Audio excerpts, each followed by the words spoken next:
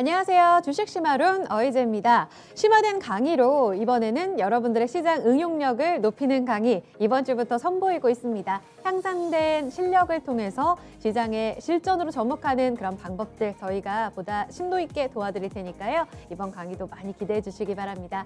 특히 어제 말씀드린 대로 요일별 교수진이 좀 화려해요. 오늘도 새로운 분과 함께 강의를 이어가 볼 텐데요. 자, 오늘의 교수는 메리츠증권의 이익원 지점장입니다. 어서 오세요. 네, 안녕하세요. 네, 호칭 부담스럽다고 하셨지만 또 화요일 전담 교수님이 되셨습니다. 이번 주식 심화론에는 처음 또 우리 투자자분들을 뵙게 되는 시간이잖아요. 많은 분들이 좀 기대할 것 같은데, 네, 교수님 어떤 강의 기대할 수 있을까요? 네, 저도 상당히 기대가 되고요. 네. 근데 아까 방송 전에 말씀드렸다시피 교수라는 칭호는 굉장히 오만한 것 같아요.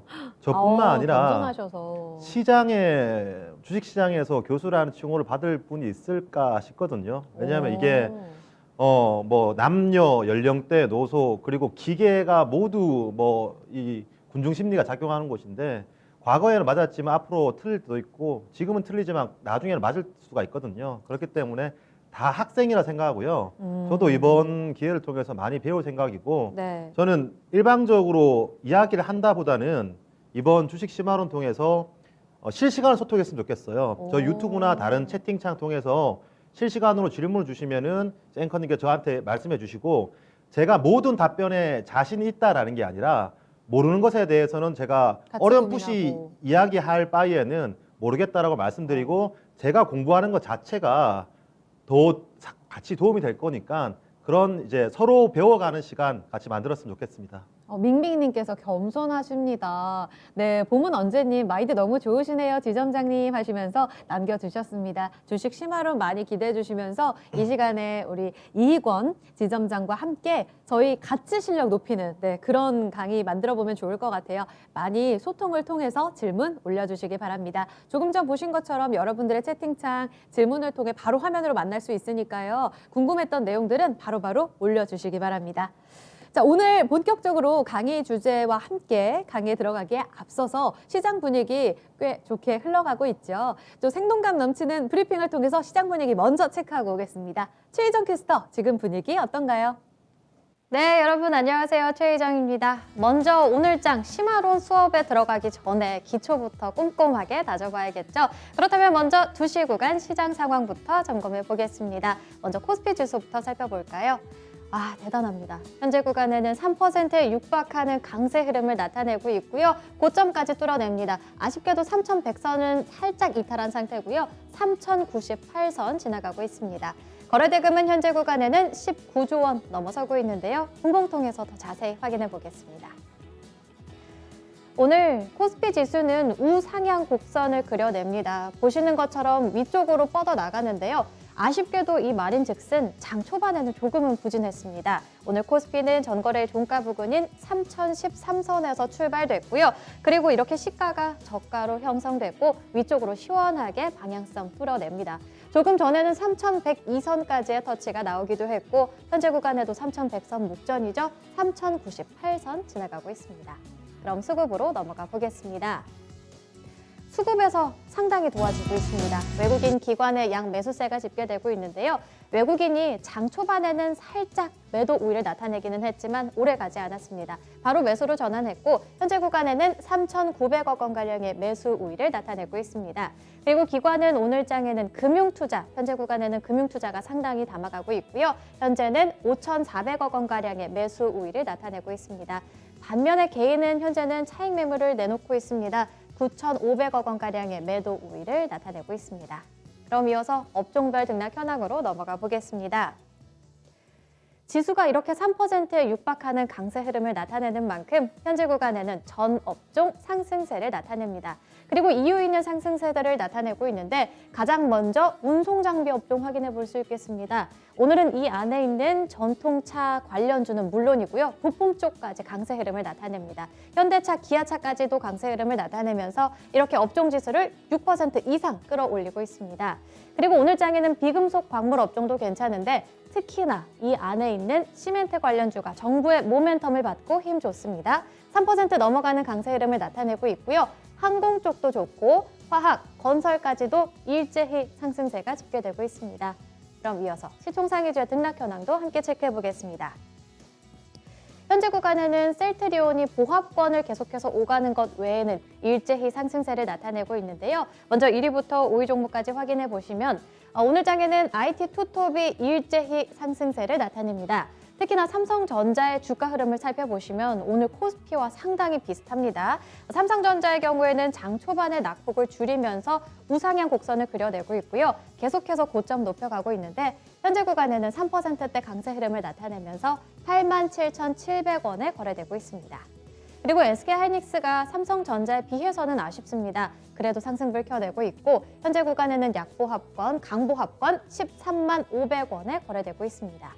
그리고 오늘 장에는 2차 전지 쪽 LG화학도 좋은데요. 현재는 3.5%대 강세 흐름을 나타내면서 998,000원에 거래되고 있고 오늘은 뭐니 해도 현대차 그룹주 그리고 게다가 기아차까지도 흐름 좋습니다. 현대차는 7%대 강세 흐름을 나타내고 있습니다. 네, 바로 이어서 6위부터 10위 종목으로 넘어가 보시면요. 이쪽으로는 셀트리온이 유일하게 마음에 조금 걸립니다. 계속해서 약보합 그리고 보합권을 오가고 있는 상황인데 어제 치료제와 관련 허가 권고를 받았고요. 오늘 장에는 외국인 기관의 양 매수세까지 도와줍니다. 그런데 개인이 차익 매물을 출회하게 되면서 조금 전에는 5%대까지 밀려나기도 했고요. 현재는 낙폭을 상당히 줄이면서 강보합으로 돌아섰습니다. 314,500원에 거래되고 있습니다. 그리고 오늘장 현대차와 마찬가지로 기아차도 괜찮고 현대모비스도 좋습니다. 그리고 삼성바이오로직스도 1.5%대 상승, 네이버, 카카오 나란히 3%대 강세 흐름을 나타내고 있습니다. 그럼 특징주로 넘어가 보겠습니다. 조금 전에 시총에서 확인했듯이 오늘은 대형주가 굉장히 좋습니다. 그리고 그 중에서도 이 현대차 그룹주를 빼놓을 수가 없겠는데요. 현대차, 기아차 측에서는 올해 안으로 이 전기차 쪽 신차를 선보일 예정입니다. 그리고 이와 관련해서 계속해서 실적에 대한 기대감이 반영되고 있는데요. 오늘은 이들 쪽으로 해서 증권가들의 이 목표 주가 상향 조정에 대한 리포트까지 쏟아져 나오고 있습니다. 그럼 관련한 종목 함께 확인해 보겠습니다. 먼저 현대차 확인해 볼 수 있겠는데 대표적인 종목이죠. 오늘 장에는 7%대 오름세 258,500원에 거래되고 있습니다. 그리고 다음으로는 기아차 함께 확인해 볼 수 있겠는데 양 매수세가 더해지면서 힘 더 좋고요. 13%대 급등세를 나타내면서 52주 신고가를 경신하기도 했습니다. 현재 구간에도 12%대 넘어서는 강세 흐름이고요. 88,800원에 거래되고 있습니다. 그리고 다음 종목으로는 현대차 우선주도 오는 힘 좋고요. 현대위아, 현대모비스까지도 일제히 강세 흐름을 나타내고 있습니다. 그럼 바로 이어서 코스닥 시장으로 넘어가 보겠습니다. 코스닥도 상승 전환에 성공했습니다. 현재 구간에는 1.6%대 오름세고요. 959선 지나가고 있습니다. 거래대금은 코스피에 비해서는 다소 한산한데요. 현재는 10조 원대 넘어서고 있습니다. 그럼 분봉 통해서 자세히 확인해 보겠습니다. 코스닥은 전일 종가 부근인 945선에서 출발됐습니다. 그리고 장 초반에는 부진했습니다. 장 초반에는 936선까지 낮아지기도 했지만 이렇게 저점을 딛고 우상향 곡선을 그려냈고요. 조금 전에는 968선까지 터치가 나오기도 했고 현재 구간에는 960선 지나가고 있습니다. 그럼 수급으로 넘어가 보겠습니다. 이쪽으로도 외국인 기관의 양 매수세가 집계됩니다. 기관은 관망세를 나타내다가 조금 전 매수로 가닥을 잡았고요. 현재 구간에는 소폭이지만 180억 원가량의 매수 우위를 나타내고 있습니다. 그리고 외국인 함께 담아갑니다. 2천억 원가량의 매수 우위가 집계되고 있고요. 마찬가지로 이쪽에서는 개인 홀로 팔고 있습니다. 2,100억 원가량의 매도 우위가 집계되고 있습니다. 이어서 시총 상위주의 등락 현황으로 넘어가 보겠습니다. 코스닥의 시총 상위주들 역시나 대체로 오름세를 나타내고 있습니다. 먼저 1위부터 5위 종목까지 확인해 보시면 셀트리온 그룹주가 장 초반에 낙폭을 줄이면서 상승 전환에 성공했습니다. 셀트리온 헬스케어, 셀트리온 제약 나란히 1%대 오름세를 나타내고 있고요. HLB 1%대 오름세, 그리고 알테오제는 4.5%대 강세 흐름입니다. 반면에 백신이 개발됨에 따라서 시제는 계속해서 울상입니다. 현재 구간에도 1.6%대 내림세고요. 168,700원에 거래되고 있습니다. 이어서 6위부터 12 종목으로 넘어가 보겠습니다. 오늘 컨텐츠 쪽 좋습니다. 대표적으로 CJ E&M이 그렇다고 볼 수 있겠는데요. 목표 주가 상향 조정에 대한 리포트까지 나오면서 오늘 장중에는 4%대 넘어섭니다. 현재 구간에도 4.5%대 고점이고요. 16만 3,600원에 거래되고 있습니다. 반면에 펄어비스는 약보합권 지나가고 있고 2차 전지 쪽 에코프로비엠은 1.8%대 오름세, SK머티리얼즈도 3%에 육박하는 강세 흐름을 나타내고 있고요. 카카오게임즈는 0.5%가량 올라와 주고 있습니다. 그럼 이어서 특징주로 넘어가 보겠습니다. 오늘 양 시장에서는 시멘트 그리고 건설과 관련한 종목들이 강세 흐름을 나타냅니다. 바로 이 정부의 모멘텀 때문이겠죠. 정부의 주택 공급 확대 방침에 따라서 건설주가 강세 흐름을 나타냅니다. 그리고 이에 따라서 이 시멘트의 사용량이 증가할 것으로 기대되면서 시멘트 관련 종목까지도 강세 흐름을 나타내는데요.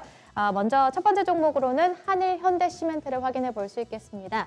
이 종목은 장중에는 18%대 급등세를 나타내기도 했고 현재 구간에도 두 자리대 급등세입니다. 33,150원에 거래되고 있고요. 나머지 성신양회도 12%대 급등, 아세아시멘트라든지 고려시멘트, 쌍용, 양해까지도 일제히 강세 흐름을 나타내고 있습니다. 지금까지 이렇게 2시 구간 시장 상황까지 살펴봤는데요. 이렇게 기초까지 꼼꼼히 다져봤으니 이제는 한 페이지를 넘겨서 심화론으로 넘어가야겠죠? 출발해 보겠습니다. 잘 들었습니다. 자, 이렇게 시장 흘러가는 분위기 속에 오늘 주제는 어떻게 구성이 됐을까요? 두 가지 주제로 심화 있는 이야기를 나눠볼 텐데요. 제가 채팅창에도 살짝 힌트를 드렸습니다. 첫 번째는 가장 궁금해하시는 IT주를 흔들 수 있는 이슈로 준비해봤습니다. 이재용 삼성전자 부회장의 구속 확정. 어제 사실 시장에서도 가장 뜨거운 화두가 아니었나 싶습니다. 삼성 내 지금 비상경영 돌입했다, 플랜 B로 바꿨다라는 이야기 전해지면서 사실 집행유예라는 예상을 뒤엎고 실형 확정이 됐습니다. 오늘은 반등이 나오고 있어서 더욱더 궁금합니다. 이게 믿어도 될 반등인지 계속 올라갈지 여러 가지 이야기들을 좀 통합적으로 좀 살펴보도록 할게요. 일단 주가 영향력부터 여쭤보면서 이야기를 풀어보죠. 최악의 시나리오는 맞는 것 같은데 오늘의 반등, 주가 영향력에 대해서는 일단 어떻게 보세요? 네, 이런 질문 그리고 제가 이런 답변 거의 3년 전 데자뷰 같아요. 당시 2017년도 초 중반 여름 정도였던 것 같은데 그 당시 때 제가 그 데스매치라는 프로그램 그리고 MVP 프로그램 통해서 계속 16년, 17년 계속 IT 호황이었기 때문에 그런 IT 랠리 그리고 향후에 서버 디램의 그런 수요 확대에 대해서 꾸준히 말씀드렸는데 17년 2월 달 들어서면서부터 이제 국정농단에 대해서 이재용 부회장이 같이 연루되면서 그때 한번 덜컥하고 계속해서 그 구속 확정되기 전까지 그런 노이즈가 있었거든요. 그때도 정말 잘 가던 삼성전자 그리고 잘 가던 소부장 종목들 이제 끝나는 거 아닌가요? 라고 질문하셨는데 그때랑 똑같은 질문을 하시고 그때랑 똑같은 대답을 드리는 것 같아요. 만약 삼성전자가 그 오너 한 명 때문에 좌지우지되는 기업이라면 지금의 시가총액까지 올라오지 않았을 겁니다. 시스템의 삼성이고요.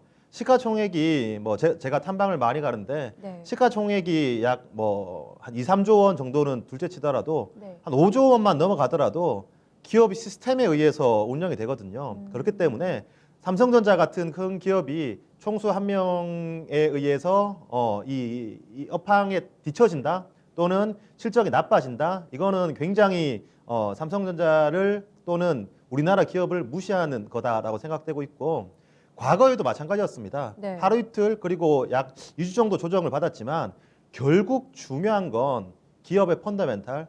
삼성전자의 펀더멘탈이라고 하면 메모리 반도체의 시황 그리고 비메모리 반도체의 시황이죠. 지금 메모리 반도체, 비메모리 반도체 시황이 워낙 좋고요. IM 부서, 핸드셋도 코로나로 인한 바닥을 찍고 턴하는 상황이기 때문에 전혀 문제없는 상황입니다. 오히려 저는 굉장히 공교롭게도 이재용 부회장은 정말 반도체 사이클이 호황일 때 이런 자리를 비우는 것 같다. 어쩌면 다소 다행이 아닌가.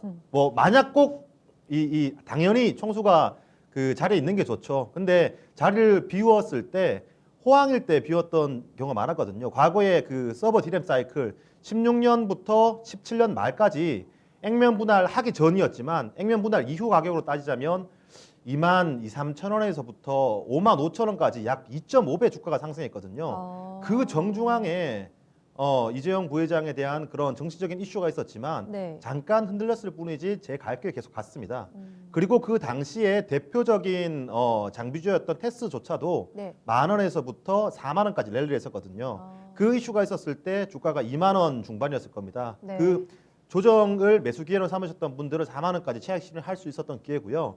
결국 중요한 건 뭐 이 총수 한 명보다는 향후에 업황, D램 가격이 어떻게 될 것인가, D램에 대한 수요 공급이 어떻게 될 것인가가 중요한데 시장에서 기대했던 것 이상으로 메모리 시장은 굉장히 좋아지고 있습니다. 제가 오늘 오전에 나온 자료를 준비했는데요. 차트로 네. 가져오셨네요. 중국 시장의 D램 가격을 지금 나타낸 상황입니다. 네. 여기 진한 파란색이 스팟 가격, 현물 가격이고요. 예. 밑에 이 연한 하늘색이 고정거래 가격이거든요. 두 개가 뭐가 다른 거예요? 고정거래 가격 같은 경우에 쉽게 생각해서 도매 큰 물량을 계약을 해서 이 주는 가격이고 네. 스팟 가격 같은 경우에는 하루 그리고 실시간 단위로 거래되는 계약이거든요. 네. 보통 이 그 스팟 가격과 고정거래가의 스프레드 이게 굉장히 중요해요. 이게 프리미엄인데요. 네. 그러니까 우리가 통으로 살 때는 보통 싸게 사거든요. 예. 근데 통으로 살 때 싸게 사는데 이 한 달 단위로 계약을 해요. 네. 근데 이것보다 지금 스팟 가격이 더 비싸게 산다라는 의미인데 네. 반도체 업황이 안 좋았을 때는 이 고정거래 가격보다도 더 안 좋은 프리미엄이 있었거든요. 이 짙은 파란색이 아래로 내려간다는 말이에요? 아니죠. 그렇죠. 그러니까 이 옅은 하늘색보다도 짙은 파란색이 밑으로 내려간다는 건데 가격이. 예. 통으로 살 때보다도 조금 낱개로 살 때가 더 싸진다는 의미인데 그만큼 더 시장이 안 좋았다는 거고요. 아. 반대로 이렇게 고정거래가보다 스프레드가 확대된다는 것은 네. 한 달 뒤에 더 싸게 살 수 그 고정거래 가격을 더 싸게 사는 것보다 지금 사는 게 더 싸다라는 의미로 향후에 반도체 가격이 확대될 것을 염두해서 미리 사는 거거든요. 그리고 지금 이 스팟 가격이랑 고정거래 가격이 중국 시장이지만 거의 23% 확대가 됐습니다. 제 기억으로 스팟 가격하고 고정거래 가격이 20% 이상 벌어지는 것은 한 번도 본 적이 없어요. 2015년 이후에 반도체 호황기였잖아요. 그때도 네. 이렇지 않았다는 거예요. 왜냐하면 어. 고정거래 가격은 한 달 단위로 계약이 되기 때문에 네. 이 고정거래가가 예를 들어서 스팟 가격이 올라갔으면 한 달 뒤에 고정거래 가격이 뛰어서 그에 맞춰지고요. 맞춰가나요? 또 빠지면은 또 스팟 가격, 이 고정거래 가격도 맞춰지는데 한 달 이내에 굉장히 벌어졌던 급등했다는 얘기거든요. 예. 그 말은 2월 달에 고정거래 가격을 체결할 때 이 스팟 가격과 동일하게 뛰어오를 가능성이 많습니다. 그래서 항상 D램은 스팟 가격이 가장 우선하고 아니죠. 다시 주가가 먼저 우선을 하고요. 네. 주가가 4개월 내지 5개월 그리고 한 늦으면 반영. 6개월 정도 스팟 가격을 우선하고요. 네. 그리고 주가가 올라간 뒤에 4개월에서 6개월 뒤에 스팟 가격이 올라가기 시작하고 스팟 가격이 올라가고 나서 고정거래 가격이 올라가고 고정거래 가격이 올라가고 나면 삼성전자의 실적이 좋아지는 그런 사이클이 진행되는데 시장에서 주가가 올랐는데 삼성전자가 이만큼 실적이 좋아질 거야라고 어닝 추정치, 실적 추정치를 내놨는데 이 정도의 속도로 스팟 가격이 올라가면 아마 지금 모든 그 애널리스트들이 추정한 삼성전자 하이닉스의 실적 추정치는 모조리 틀렸을 가능성이 많습니다. 더 그거보다도 높아진다? 더 높아질 가능성이 많아요. 아. 시장에 생각했던 것보다 이상 올라가기 때문에 이러한 추세는 앞으로 더욱더 확대될 가능성이 많고요. 지금 삼성전자가 메모리 쪽에 공급을 확대하고 있지만 그 공급보다 수요는 더욱더 가파르게 확대되고 있다. 이유를 들어보자면 지금 삼성전자가 이 모바일 쪽에서 좀 저가 매수를 많이 공급하고 있어요. Q가 늘어나는 상황이고 서버 D램도 마찬가지로 좋아지고 있는 상황에서 네. 이 서버 D램과 PC D램 다 좋아지는 상황이에요. PC D램 같은 경우에는 대표적으로 없었던 수요 중에 하나가 비트코인 채굴 수요. 과거에 16년, 17년도에 반도체가 빅사이클에 왔을 때 그 당시 때도 비트코인이 초급등을 했었거든요. 네. 비트코인 급등하면서 사고 파는 수요도 생기지만 이거를 채굴하려는 수요가 많아지기 때문에 네. 채굴기, GPU가 들어가고 램이 들어가기 때문에 이걸 GPU 달고 램을 달아서 채굴하는 수요가 급격하게 늘어나면서 과거에 이런 디램 시장 이런 얘기가 있었어요. 아, 내가 디램 가격을 조금 더 싸게 사고 싶었는데 비트코인 채굴업자 때문에 내가 비싸게 살 수밖에 없다.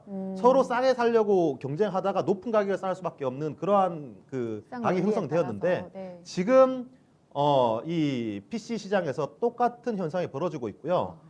PC 시장 그리고 모바일 시장 같은 경우에는 수요가 거의 10억 인구 정도 되죠. 10억 전 세계에 핸드폰을 쓰는 사람이 10억 인구가 되니까 이거는 이 경기에 좌지우지 되는 편이에요. 그 10억 인구가 모두 단합하지 못하잖아요.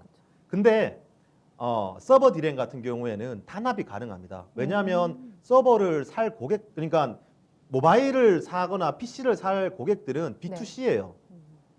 10억 인구인데 서버를 살 고객사는 10명도 채 되지 않거든요. 뭐 페이스북, 아마존, 뭐 구글 이런 글로벌 IT 중국의 기업들? 몇 개 기업들, 10개 기업들밖에 안 되니까 단합이 가능했거든요. 근데 이건 저희 하우스의 의견인데 네. 단합을 계속 하다가 그 10명 중에 한 명이 배신한다.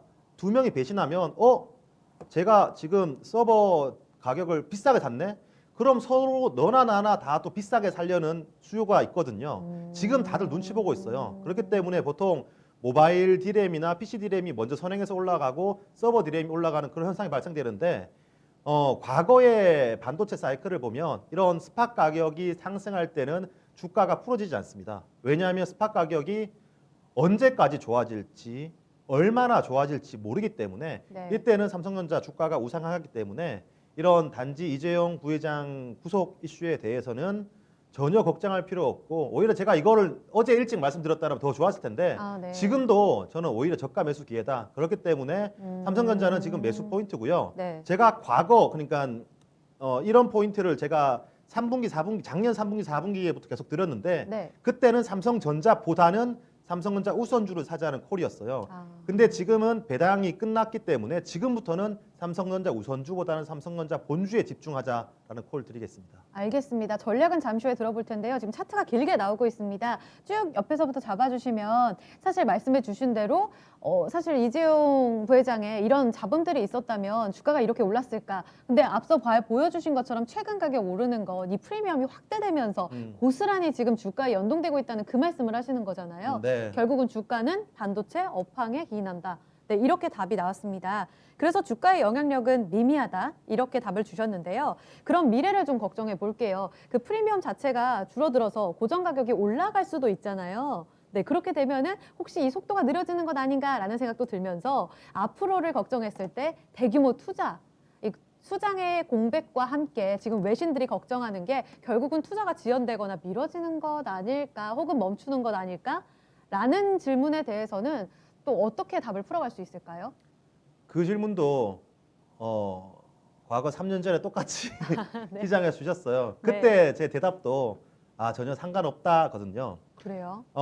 제가 그 소부장 기업들 탐방을 굉장히 많이 다닙니다. 현장에 네. 있는 기업들하고 이제 이야기를 해보면 예를 들어서 제가 삼성전자의 의사결정권자입니다. 그 이재용 부회장 아랫달에 있는 뭐 전무나 부사장이나 사장급이라고 제가 가정을 해보겠습니다. 예.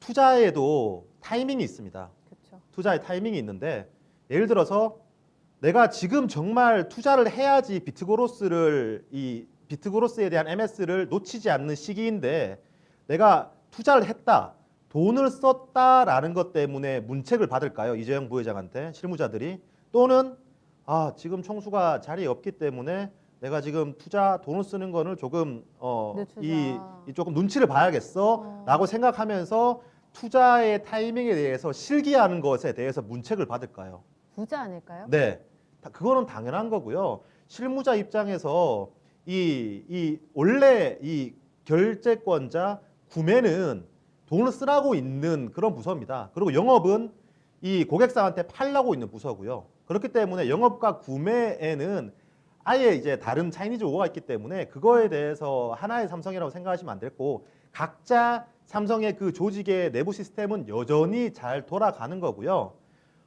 과거에도 이 테스가 대표적으로 그 당시 때 그 대표주가 테스였으니까 테스를 말씀드리겠습니다. 테스뿐만 아니라 테스, 원익 IPS, PSK, 유진테크, 하나머티리얼즈 그런 종목들이 가격이 다 날라갔습니다.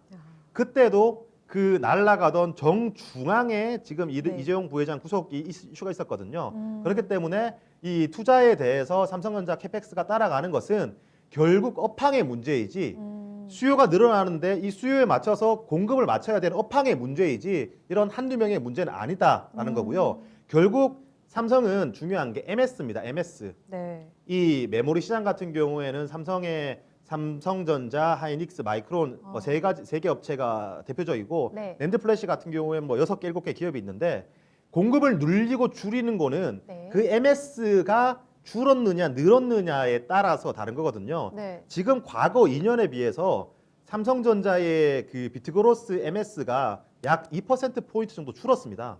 그렇기 때문에 삼성전자는 지금 대규모로 투자를 하는 거고요. 어제도 테스 같은 경우에는 수주 공시가 275억이 나왔어요. 그러니까 이미 이건 다 계획이 되어 있었던 거기 때문에 총수가 있냐 없느냐 상관이 없고 총수가 뭐 자리를 비우셨다라고 해서 계획되어 있던 투자가 취소되는 거 아닙니다. 다만 예를 들어서 완전 새로운 팹을 짓는다거나 네. 그럴 때는 이제 총수의 결제가 그게 필요한데 중요하죠. 지금 P2 평택 2기 같은 경우에는 80%가 비워져 있고 여기에 계속 채워넣고 있거든요. 네. 그리고 시안 X2 같은 경우에는 50%가 비워져 있고 여기 계속 채우고 있어요.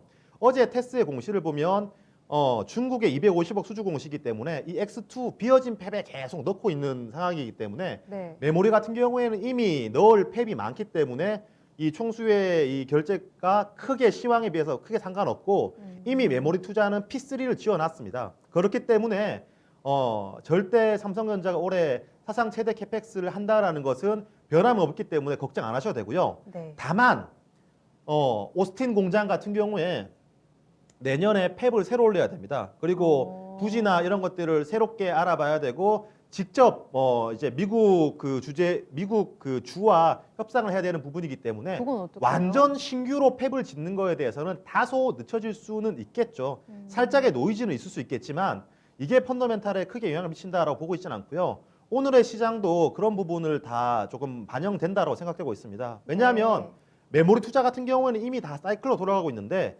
비메모리 투자 같은 경우에는 지금 과감하게 결단을 내려야 되는 시기이기 때문에 네. 약간 노이즈가 될 수 있기 때문에 오늘은 메모리 관련된 소부장들의 주가는 좋은데 비메모리에 관련된 종목들 뭐 네페스 아크라든가 네페스 그리고 뭐 LB 세미콘 뭐 하나 마이크론 이런 종목들이 시장 대비해서 다소 지금 약한 게 그 이유거든요. 하지만 결국 이쪽도 하루 이틀의 노이즈가 될 수 있지 장기적으로 펀더멘털은 계산된다. 마치 오늘 하이닉스가 삼성전자에 비해서 부진한 것과 마찬가지입니다. 왜 부진하냐면 네. 어제 삼성전자가 빠질 때 하이닉스는 강했거든요. 괜찮았죠. 왜 강했냐면 총수가 자리를 비웠네. 그럼 투자를 안 하겠네. 투자를 안 하면 반도체 가격이 더 올라가겠네. 그럼 하이닉스가 좋네. 라는 거였는데 오늘 하이닉스가 빠지는 거는 총수가 그 자리를 비우더라도 업황은 계속 그대로 돌아갔겠구나라는 겁니다. 근데 오늘 하이닉스 빠진다, 하이닉스가 다소 약하다라고 해서 하이닉스가 그러면 앞으로 안 좋아질 거네, 안 좋아지네 이런 하루짜리에 크게 일일비할 필요는 없다라는 게 정리입니다. 영향무 이렇게 결정이 납니다. 그럼 바로 전략으로 좀 여쭤볼게요. 지금 시간이 많이 지났는데 그럼 최운숙님께서 여쭤보신 반도체 소부장들 어떻게 보세요?에 대한 답이 이미 힌트로 나왔고 마로니에 님도요. 협력사 대덕전자를 갖고 있는데 이번 판결 영향이 있을지 궁금합니다. 사실 같은 질문으로 삼성전자도 걱정이지만 이 삼성전자의 움직임에 따라 이 딸려있는 협력사들이 너무 많아서 이걸 걱정하시는 게 가장 큰 것 같아요. 그럼 같이 협력사들 거의 다 영향 없다. 업황, 비메모리 다 영향 없다. 이렇게 보고 지금 대응을 할까요? 근데 삼성전자가 좋아지는 게 테마로 좋아지지 않죠. 향후에 실적이 좋아질 걸 미리 반영하고 있는 겁니다. 그리고 반대로 실적이 막 좋아지더라도 6개월 뒤에 실적이 안 좋아질 게 예상되면은 지금 실적이 좋아지지만 주가는 부러지기 시작하거든요. 네. 과거에 2017년 말 18년 초에 실적이 한창 좋았는데 주가가 피크를 쳤던 거는 6개월 뒤에 그 스팟 가격 하락을 미리 주가가 반영했던 겁니다. 근데 그러한 이슈 없이 지금은 실적이 턴하고 있는 상황이기 때문에 삼성전자의 실적은 걱정할 필요 없고요. 삼성전자의 실적이 좋아지면 캐파가 늘어나고 램프업이 늘어나면 당연히 그 낙수 효과는 생길 수밖에 없습니다. 차트 두 개만 제가 보여드릴게요. 네. 오늘 현대차, 기아차 차트 보면 굉장히 솟아있죠.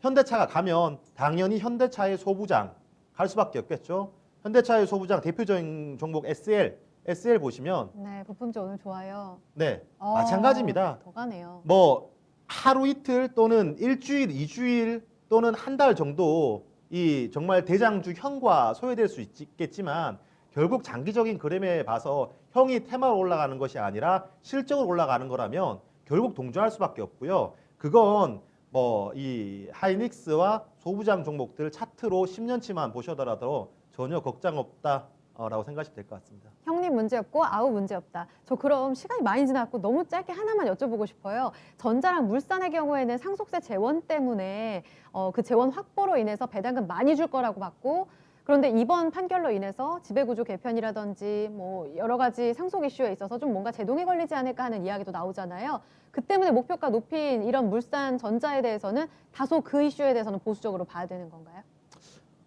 전자에 대해서는 굳이 그 주주 환원 정책이 밸류에이션을 깎아먹을 일은 없을 것 같고요. 네. 물살에 대해서는 만약 그런 그 펀더멘탈적인 이슈가 아니라 주주 환원 정책이라든가 그런 일부 그 상속세 이슈에서 사신 분이라면 네. 조금 리스크 관리는 필요하다 생각되는데 네. 이거는 뭐 맞다 틀리다 문제가 아니라 다르다의 문제이기 때문에 저는 그런 매매는 그런 성향은 아닙니다. 알겠습니다. 펀더멘털에 투자하는 방법에 집중해서 워낙 이제 집중해서 보시는 분이셔가지고 여기에 대해서 좀 풀어갔고요. 그 때문에 문제없다라는 결론으로 다시 한번 좀 반복이 되고 있거든요. 판결 너무 걱정하지 않으셔도 될 것 같습니다. 여러분들 나름의 또 답을 찾아보시는 그런 시간 됐으면 좋겠고요. 두 번째 강의 주제로 가겠습니다. 우주산업 투자 확대, 민간 기업들의 이런 투자가 계속 늘죠. 향후 전망 바로 들어보겠습니다. 일단은 지금 분위기가요. 이미 사실 뭐 큰 돈은 미리 움직인다고 하듯이 시장에서 움직이고 나면 내가 너무 늦은 거 아니야 이런 생각도 드는데 실제로 우주산업과 관련해서 자금들이 많이 그쪽으로 가고 있는 게 맞나요? 네. 이번 이슈는 굉장히 집중해서 들어주셨으면 좋겠는데 네. 우주 산업이 지금 자동차 산업과 연동되어서 돌아가고 있습니다. 모빌리티요? 네. 오. 왜 우주 산업이 지금 현대차, 기아차와 무슨 맞물리지라고 말이에요? 생각하시는데 제가 과거에 그 제 방송을 뭐 과거부터 많이 들어오셨던 분들은 어떤 이야기를 하려는구나 아시고 계실 거예요. 네. 지금 뭐 테슬라로 대박을 낸 뭐 캐시우드 그런 분들도 미국의 우주 ETF를 만들어서 투자를 많이 활성화하고 있고 네. 국내 하나그룹, 뭐 하나에어로스페이스, 뭐 하나시스템 그리고 최근에 한국항공우주 또한 소형 위성에 대해서 굉장히 투자를 많이 하고 있거든요. 네. 이거에 대해서 이해하기 위해서는 앨런 머스크가 테슬라를 만들기 이전으로 좀 돌아가야 봐야 되는데요. 다들 앨런 머스크 하면 테슬라를 대표적으로 떠올리는데 앨런 머스크가 테슬라를 만들기 이전에 세운 기업이 바로 스페이스X입니다. 먼저 세웠어요? 네, 스페이스X를 스페이스X? 먼저 만들었거든요. 지금 그 앨런 머스크 테슬라의 행보를 보면 사실 완성차 마진 5% 남는 완성차를 팔아서 지금 주가가 전혀 설명이 안 되거든요. PER이 100배가 넘어가는데 차를 팔아서 이게 이해가 될까? 아시는 분들은 다소 진부한 이야기일 수 있는데 모르시는 분들을 위해서 다시 한번 설명을 드리자면 지금 테슬라, 애플카가 가려고 하는 방향은 네. 단순히 마진 5% 남는 영업이익 5% 남는 차를 팔자라고 하는 것이 아니라 네. 자율주행차, 모빌리티 시장을 확대하는 겁니다. 만약 차를 팔아서 돈을 많이 벌겠다고 한다면 지금 테슬라 자동차 구입하려면 6개월이 밀려 있는데 가격을 더 올리겠죠. 근데 네. 가격을 더 낮추고 있거든요. 그리고 테슬라의 그 앨런 머스크는 인터뷰를 하면서 우리는 역마진을 보면서도 팔 생각이 있다라고 얘기하고 있어요. 무슨 뜻이죠? 역마진 그러니까 이 마진을 안 보고 손해 안 봐도 나는 팔. 전 세계에서 지금 가장 인기가 많은 테슬라인데 구매하시려고 하는 사람들이 줄 섰는데 왜 역마진을 보고 팔려고 할까요? 마진 5%짜리에 연연하지 않겠다라는 거거든요. 향후에 이 자동차가 자율주행이 되었을 때 이 시장을 먹겠다라는 겁니다. 지금 국내에서도 제네시스를 이용하시는 분들은 이 이 2.5단계 자율주행 걸어놓으면 굉장히 편하거든요. 안 타봤어요. 네, 굉장히 편해요. 네, 그렇군요. 2.5단계만 되더라도 이 정도인데 정말 네. 자율주행이 되면 오. 내가 운전대를 안 잡아도 되니까 그 시간 동안 영화를 보거나 쇼핑을 하거나 컨텐츠를 소비를 하거나 어떠한 그 시간을 활용할 수 있기 때문에 내 자동차에 사람이 타서 어떤 소비를 할 수 있는 플랫폼만 장악한다라면 지금 애플이 장악하고 있는 그 앱스토어의 시장, 구글이 장악하고 있는 안드로이드 마켓의 시장을 동일하게 장악하는 거거든요. 내가 차를 타고 2시간, 3시간 동안 있는 시간에 이런 사람들한테 팔고 싶어 하는 기업들도 이 모빌리티 시장, 테슬라의 플랫폼 시장에 뛰어들고 싶어 할 건데 그 테슬라는 그 사람들한테 돈을 받을 거고요. 거기서 소비되는 것들한테도 돈을 받을 겁니다. 지금 그 앱스토어에서 앱을 올리는 게임 회사들한테도 애플은 돈을 받고 있고 맞아요. 이 앱을 구매하는 과금을 하는 유저들한테도 애플은 돈을 받고 있죠. 그게 오히려 매출이 더 좋더라고요. 그렇죠. 그건 영업이익률이 90% 이상이기 때문에 네. 이거를 깔고 나면 이 테슬라 입장에서 더욱더 돈이 크다는 거죠. 쉽게 생각해서 제가 반도체 굉장히 좋아하고 강조를 드리는데 전 세계의 반도체 시장이 500조예요. 네. 근데 이 자동차 완성차의 글로벌 시장은 2,500조입니다. 네. 반도체 시장에 비해서 5배가 많은데 네. 이 완성차에 비해서 3배가 높은 게 모빌리티 시장이기 때문에 결국 이 모빌리티 시장은 될 수밖에 없고 모빌리티 시장을 최종 완성하는 것은 결국 통신이다. 통신이요. 네. 네. 서론이 길었는데 결국 통신이다가 가장 중요합니다. 그렇기 때문에 스페이스X 그리고 이런 우주 산업들에 대해서 투자를 하는 겁니다. 그러면은 지금 얘기하고 있는 그 우주 그리고 자동차 모빌리티 플랫폼 이들의 공통점은 통신. 그럼 여기에서 우주 산업이 계속 우리가 주목해야 되고 그 안에서 투자 포인트를 가져가려면 그래서 뭘 봐야 되는 거지? 네. 제가 지금 시간이 어느 정도 더 있나요? 지금 한 말씀드릴 5분 시간? 정도 있는 것 네네. 같은데요. 결국 자율주행으로 되려면 통신이 중요해요. 우리 그 예전에 그 이세돌 구단이랑 알파고랑 바둑을 했을 때 저희 회사 앞에 포시즌 호텔에서 바둑을 했었는데 포시즌 호텔에 그 AI를 가져다 두고 이 승부를 하는 것이 아니라 본사의 그 구글 본사의 알파벳 본사의 이 AI가 이 승부를 두고 이제 통신을 통해서 왔다 갔다 한 거거든요. 직접 오신 게 아니라. 예, 결국 통신이 필요해요. 그렇죠. 그렇기 때문에 5G가 굉장히 중요했고요. 우리는 도심에 살기 때문에 5G가 다 통하는 곳에 살고 있습니다. 하지만 미국 같이 땅이 굉장히 넓고 직진만 500km, 700km여야 되는 그런 곳에서는 매 35km마다 5G 중계기를 설치할 수 없거든요. 전 세계에 지금 5G 중계기를 설치할 수 있는 또는 LTE 중계기를 설치가 된 곳은 40%밖에 없습니다. 우리나라가 작고 도심에 있기 때문에 우리는 다 된다고 느끼지만 전 세계에는 60%가 커버가 안 되는 지역이거든요. 네. 그럼 자율주행이 어느 곳에서는 자율주행이 되고 어느 곳에서는 자율주행이 안 되면 그건 자율주행이 아닙니다. 그렇죠. 그걸 커버하기 위해서 필요한 게 저궤도 위성이 있거든요. 저궤도 위성. 우리가 위성이라고 생각했던 것들은 과거에 다 고궤도 위성이에요. 지구와 36,000km가 떨어져 있는 고궤도 위성. 멀리 떨어져 있기 때문에 지구와의 회전과 함께 인공위성이 돌기 때문에 과거에 우리 그 스카이라이프 같은 안테나 같은 경우에는 정지해 있었거든요. 네. 그래서 정지위성이라고 해요. 이거는 멀리 떨어져 있어서 한두 대만으로 지구가 커버 가능한 장점이 있지만 멀리 떨어져 있기 때문에 속도가 굉장히 뒤처지거든요. 네. 약 뭐 100mbps. TV를 보는 데는 상관없지만 자율주행을 하는 데는 문제가 있는 그런 속도고 자율주행에 문제가 있기 때문에 이 고궤도 위성의 단점을 보완하려는 저궤도 위성.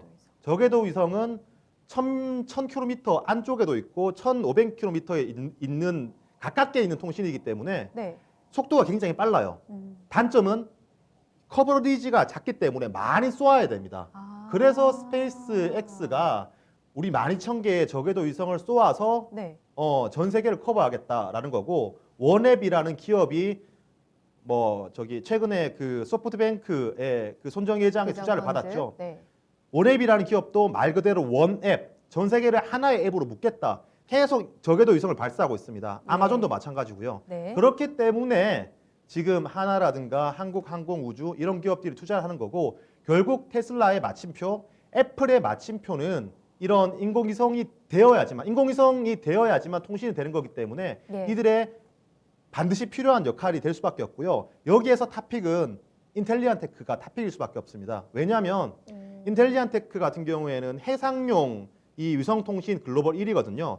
해상이 왜 네. 중요하냐면 네. 선박에 떠 있기 때문에 이 바다 위에 떠 있기 때문에 굉장히 흔들려요, 안테나가. 그렇겠죠. 흔들림에도 불구하고 저궤도 위성과 수신되어야 되기 때문에 네. 그 기술력이 가장 뛰어나고요. 예. 고객사로 미국의 해군, 미 공군을 고객사로 두고 있기 때문에 이미 기술력은 확보가 된 상황입니다. 예. 전 세계에서 이 저궤도 위성에 대한 안테나가 매출이 난 기업은 인텔리안테크가 유일한 기업이기 때문에 제가 인텔리안테크를 그 라스트 찬스에서 뭐 3만 원 이때 말씀드릴 때 목표가가 달성되더라도 이거는 두 더블, 세 더블 보셔야 되는 기업이다라고 말씀드렸는데 3만 원이요? 네. 이미 두 또, 더블을 네. 왔지만 지금 엄청나요. 구간에서도 저는 이 종목에 대해서 팔라라는 의견보다 네. 앞으로 더 가져가야 된다 의견 드리겠고요. 네. 스페이스X가 상장이 다가오면 다가올수록 인텔리안테크뿐만 아니라 하나 에어로스페이스, 뭐 하나 시스템, 세트랙 한국 아이. 항공우주, 세트랙 아이 같은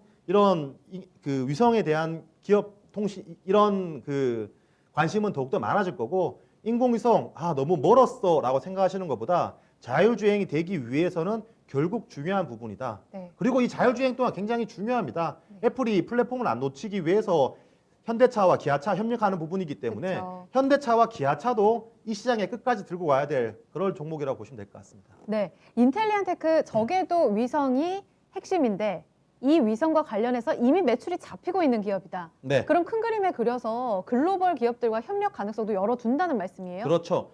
너무 빨리 올라와가지고. 굉장히 좋은 질문이에요. 인텔리안테크가 이 저궤도 위성의 수신 안테나를 개발할 때 네. 보통 이 수주를 체결했으면 고객사와 같이 R&D 투자를 받아서 이 개발을 하거든요. 원앱의 수주를 받았으면 원앱한테 돈을 받아서 안테나를 개발해요. 근데 얘네들은 원앱한테 수주를 받았는데도 그 돈을 안 쓰고 자체적으로 안테나를 개발해서 납품했거든요. 이 말은 우리 100% 자금으로 개발한 안테나이기 때문에 원앱 너희뿐만 아니라 테슬라나 아마존이나 다른 기업들이 안테나가 필요하면 우리는 다른 기업들한테 주겠어 라는 제스처를 보인 거고 자신감을 보인 거기 때문에 그 부분에 대해서 만약 지금 인텔리안테크의 수신 안테나가 400mbps예요. 네. 근데 그 테슬라의 스페이스 X 같은 경우에는 100mbps거든요. 네. 이거는 외주를 주는 게 아니라 테슬라의 고유의 성향에 따라서 자체적으로 개발하고 있는데 만약 테슬라가 인텔리안테크한테 수주를 준다? 그럼 정말 제 상상이긴 하지만 정말 대박이 날 겁니다. 가능성을 왜 열어둬야 되는지에 대한 그 산업 현황들을 전달해 드렸고 그리고 그 안에서 수혜를 받을 수 있는 종목까지 팁이 나왔습니다. 오늘 강의 유익하셨나요? 일단 열심히 좀 달려봤거든요. 시간이 벌써 마무리가 됐네요. 오늘 강의 마무리 지으면서 먼저 이건 지점장 보내드리겠습니다. 고맙습니다. 네, 주식심화론 오늘도 투자 판단에 도움될 만한 정보들 전해드렸습니다. 이 내용은 특정 종목 상승 하락을 보장하지 않습니다. 그럼 내일 강의도 기대해주세요.